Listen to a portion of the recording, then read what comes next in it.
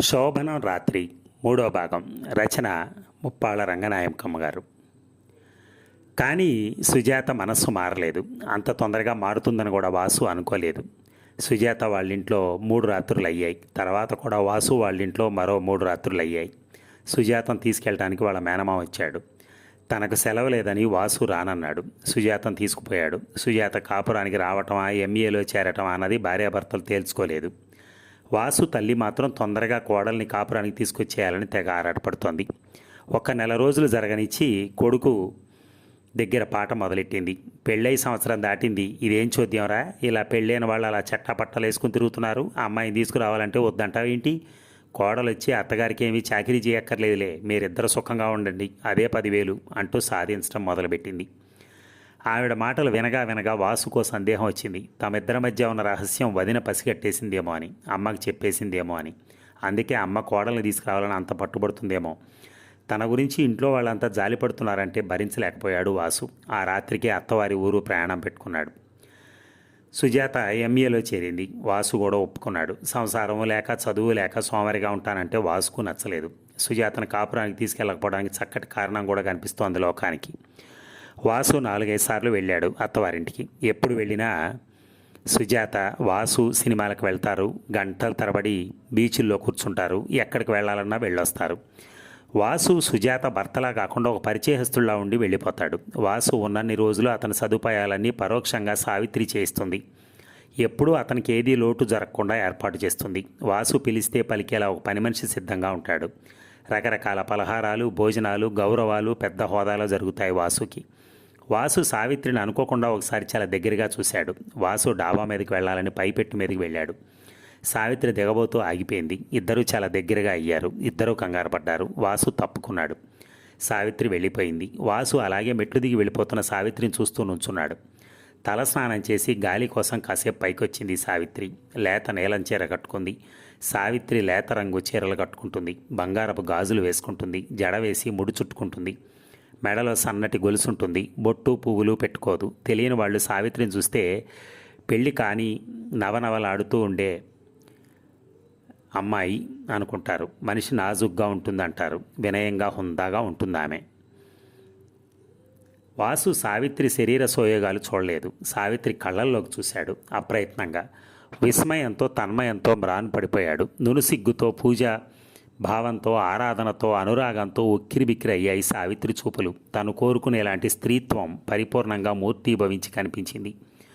వాసు అచేతనంగా ఉన్న స్థితిలో సావిత్రి వెళ్ళిపోయింది. తర్వాత కూడా 2-3 సార్లు సావిత్రిని చూశాడు వాసు. సావిత్రి చేష్టల్లోనూ, కదలికల్లోనూ, నడకలోనూ ఔన్నత్యం, సౌందర్యం చూశాడు. స్త్రీ అంటే ఇలా ఉండాలి అనుకున్నాడు. వాసు ఊహల్లోంచి సుజాత మాయమై చాలా కాలం అయింది. అయినా వాడు సుజాత దగ్గరికి వచ్చి వెళుతూనే ఉన్నాడు. వాసు ఊహలు అప్రయత్నంగా సావిత్రిని ముట్టడించడం ప్రారంభమైంది. చాలా నొచ్చుకున్నాడు. చాలా భయపడ్డాడు. తాను తిట్టుకున్నాడు. హెచ్చరించుకున్నాడు. ఓడిపోయాడు. తను చాలా తప్పు చేశాడు. శోభనం జరిగిన మర్నాడే విషయం సిగ్గు వెలిచి వదినకి చెప్పేయాల్సింది. సుజాత ఇలా అంది, కావాలంటే నన్ను మళ్ళీ పెళ్లి చేసుకోమంది అని. పెద్దవాళ్ళంతా ఏం ఆలోచిస్తారో ఆలోచించండి అని వ్యవహారం 10 మందిలో పడేయాల్సింది. ఈసరికి తనకు మళ్ళీ పెళ్లి కూడా అయ్యేది. తనకి రంపకోత తప్పేది.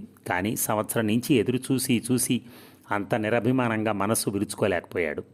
శాశ్వత బంధం అని నమ్మి కట్టిన మాంగళ్యానికి విలువ లేకుండా చేసుకోలేకపోయాడు. కష్టమో నిష్ఠూరమో భరించాలనుకున్నాడు. తన తప్పే ఉంది. వాసుకి తన మీద తనకు నమ్మకం పోయింది. సుజాత కోసం నిరీక్షించడంలో మాధుర్యం పోయింది. అతి ప్రయత్నం మీద తనను తాను మభ్యపెట్టుకుంటూ వస్తున్నాడు. సుజా మారుతోంది. తప్పకుండా మారిపోతుంది. తప్పకుండా మారిపోతుంది. ఆ తర్వాత తన జీవితం చాలా సుఖంగా, శాంతిగా, హాయిగా సాగుతుంది అన్న నమ్మకాన్ని కొన ఊపిరితో బ్రతికించుకుంటూ రోజులు దొర్లిస్తున్నాడు. వాసు అత్తవారింటికి వచ్చి 2 రోజులైంది. మనసు వాసు చేష్టల్ని పరిహసించడం మొదలుపెట్టింది.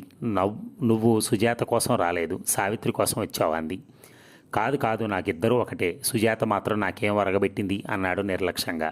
అయితే నువ్వు సావిత్రికేం వరగబెడతావు అంది వెటకారంగా. వాసు జవాబు చెప్పుకోలేకపోయాడు. ఆ రోజు పొద్దున్నుంచి ఆకాశం మొబ్బట్టినట్టే ఉంది. పగలంతా వాసు సుజాత కాసేపు పేకతోటి, కాసేపు క్యారమ్స్ తోటి గడిపారు.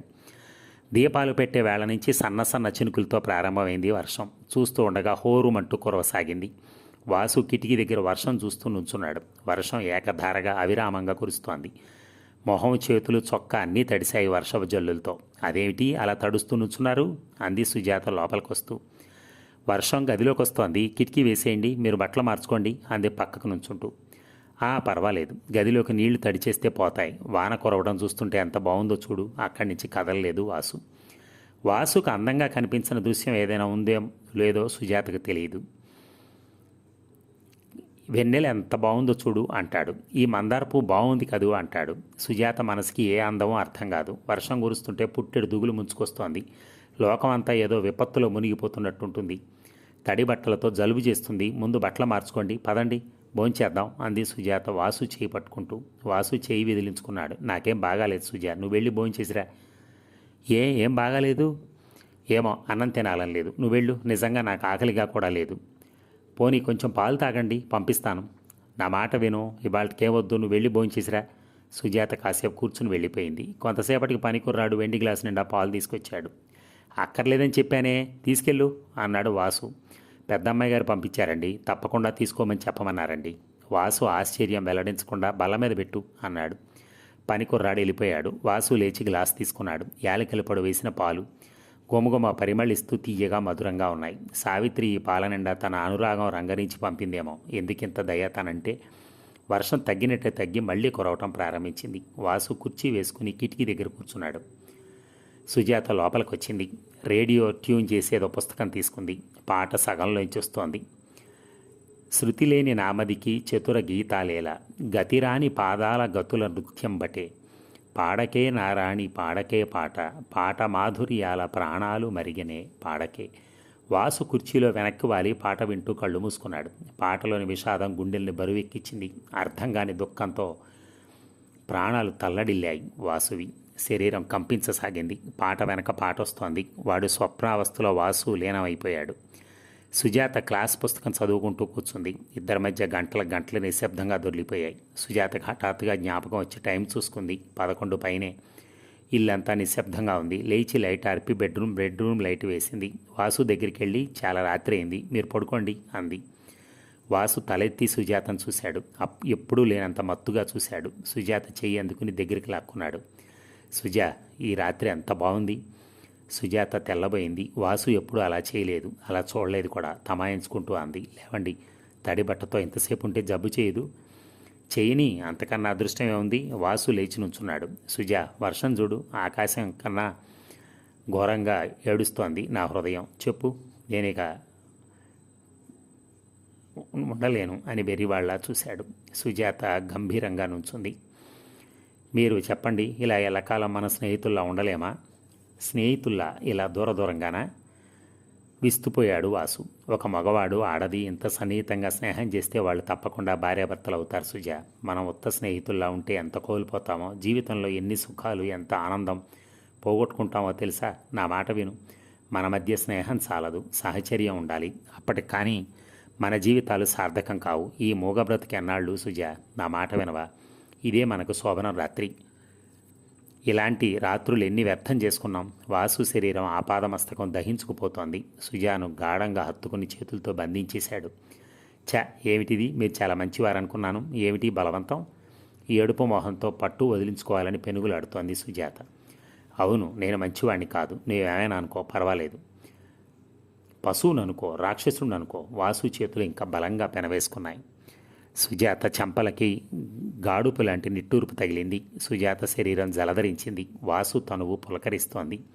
సుజాత మనస్సు కుంచుకుపోయింది. వాసు హృదయం నర్తిస్తోంది. అబ్బా! బాధతో విలవిల్లాడుతూ పట్టు వదిలేశాడు వాసు. సుజాత వాసు చేతి మీద మునిపళ్ళు దిగేలా కొరికేసింది. బొటబొట రక్తం చుక్కలు నేల మీద పడ్డాయి. వాసు రెండో చేత్తో గాయాన్ని అదిమి పట్టుకుని తూలుతూ గది బయటకు వెళ్ళిపోయాడు. సుజాత కుప్పలా కూలిపోయింది. మొహానికి 2 చేతులు కప్పుకుని వెక్కి అడవడం మొదలెట్టింది. వాసు వరండాలోకి వెళ్ళబోతే తన గది ముందు కూర్చున్న సావిత్రి దిగ్గుని లేచింది. సావిత్రి గదిలో లైటు వెలుగుతోంది. వెలుగు వరండాలోకి పడుతోంది. సావిత్రిని చూసి చాలా కంగారు పడింది. వాసుని చూసి, ఏమిటి, మీకేమైనా కావాలా? సుజా ఇచ్చిన బహుమానం చూడండి. వాసు సావిత్రి మొహం మీదకి చేయి చాపాడు. రక్తంతో తడిసి మోచేతి దగ్గర నుంచి అరచేతి వరకు భయంకరంగా కనిపించింది. అయ్యయ్యో, ఏమిటిది, ఏమైంది? ఏం చేయాలో తోచక వెర్రిదానిలా చూసింది. కొంచెం నీళ్లుంటే ఇవ్వండి అన్నాడు వాసు. సావిత్రి గదిలోకి పరిగెత్తుకెళ్ళి కోజా తెచ్చింది. వరండా చివర వాసు చేతుల మీద నీళ్లు పోసింది. కూజా కింద పెట్టి మళ్ళా గదిలోకి పరిగెత్తింది. మెత్తని గుడ్డ తీసుకొచ్చింది. వెడల్పుగా మడతబెట్టి ఒత్తుగా కట్టింది. చాలా బాధగా ఉందా? బాధగానే ఉంది. సావిత్రి మనసంతా వాసు పట్ల జాలితో, సానుభూతితో, అనురాగంతో పొంగిపొర్లింది. ఆ భావాలు ఇప్పటికిప్పుడు ఏర్పడినవి కావు. వాసు సావిత్రి మొహమొహంలోకి చూస్తూ అడిగాడు, మీ చెల్లెల గురించి మీకేం తెలియదా?